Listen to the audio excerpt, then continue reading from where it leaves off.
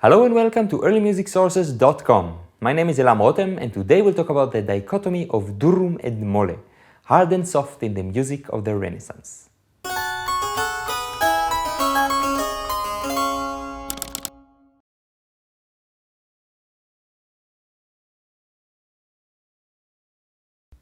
When setting text to music in the late Renaissance, composers had sets of tools and conventions that guided them in the process.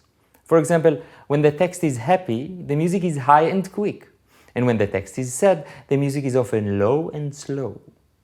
These means are part of a big group of compositional tools we nowadays call word painting. Some of these means might seem expected or obvious to us, but there is yet another important tool which is not so known today, the musical power of the Durum and Molle. The terminology of Durum and Molle is known today mostly from the context of solmization and hexachords. Solmization is the way musicians learned and read music since the Middle Ages and, depending on the country, through the Baroque era. In this system, there are 6 notes or syllables: ut, re, mi, fa, sol, and la. Since there are 6, this group is called a hexachord. But as there is a need for more than only 6 notes, there are in total 3 hexachords. One that starts on C, the natural hexachord, one that starts on G, the hard hexachord, and one that starts on F, the soft hexachord.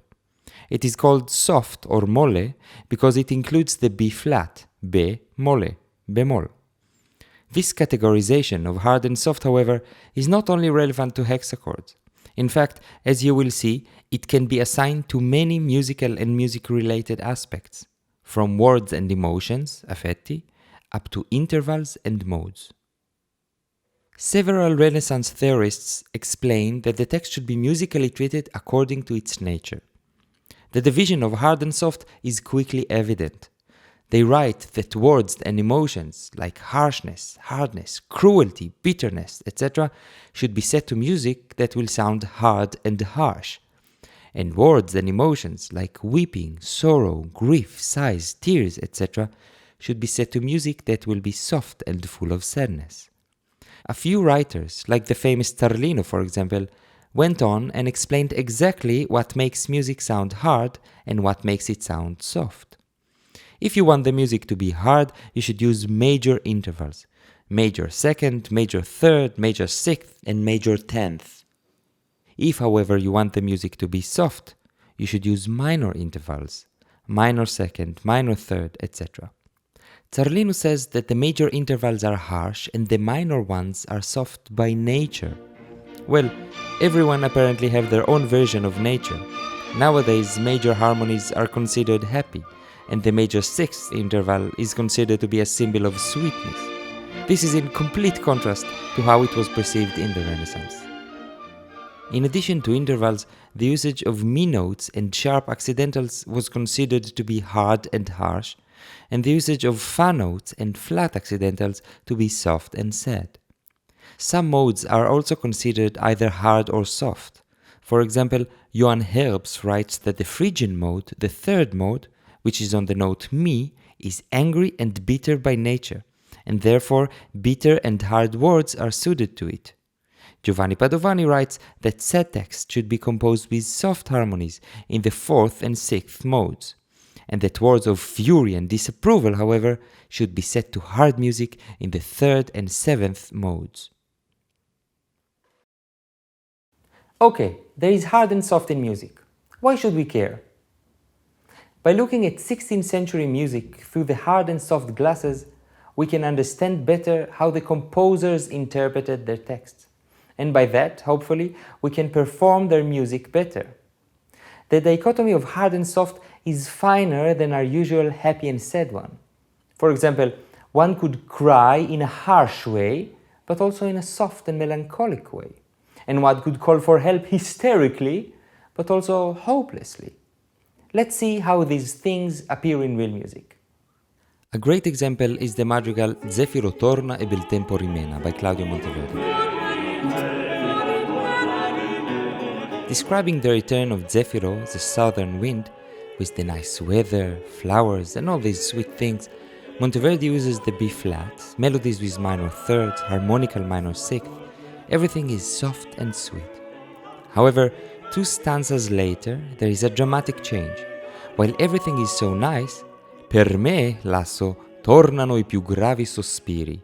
For me, alas, return those heaviest of sighs. We see immediately that the flat disappears, and in no less than 4 bars we find ourselves in an E major harmony, and then even worse, a B major harmony.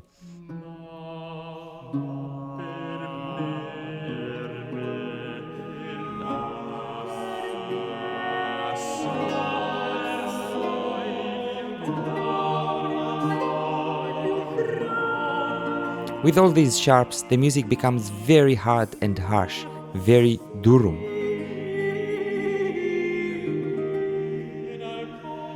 At the end of the madrigal, with the text "desert and savage desperate beasts," we see one of the hardest musical moments ever written.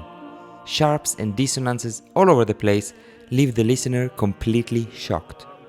Thus, a piece that started off in a soft key with wind and flowers ended up in another one with very hard and harsh music.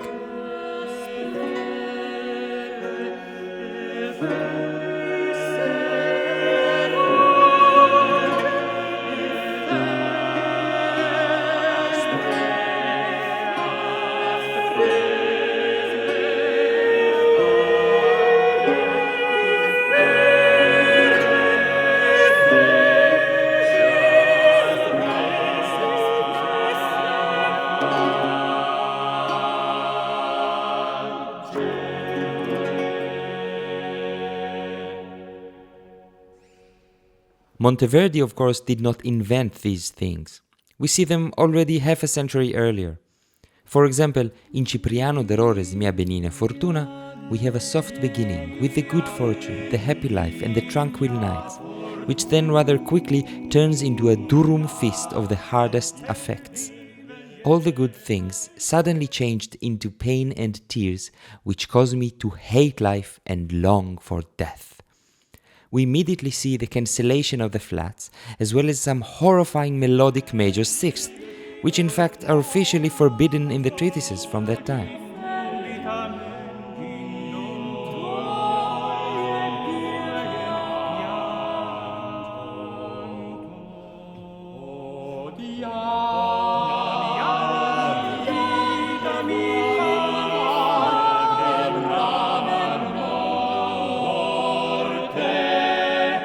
At the end of the phrase on the word morte, death, we see a quick shift back to the flat word, introducing even an A flat.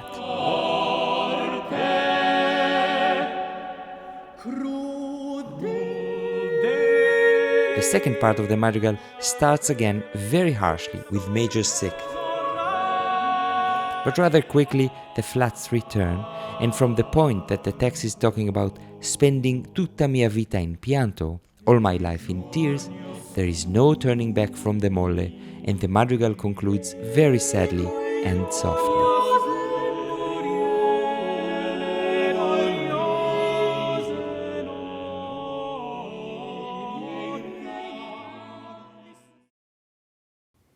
While these are rather extreme examples, the hard and the soft can be seen to a certain degree in almost every good composition from the 16th century. It should be remembered, though, that not every piece will include such extremes. Just like the natural hexachord, many of the texts and affetti are natural, not on this or that extreme.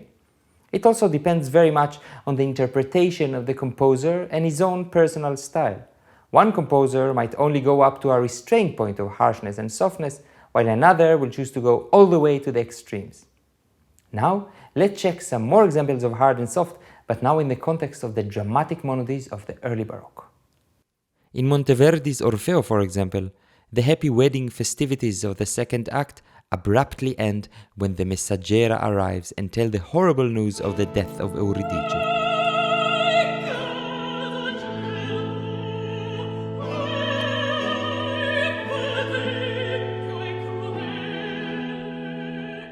For the first time in the piece, we are flooded with E major harmonies and many sharps.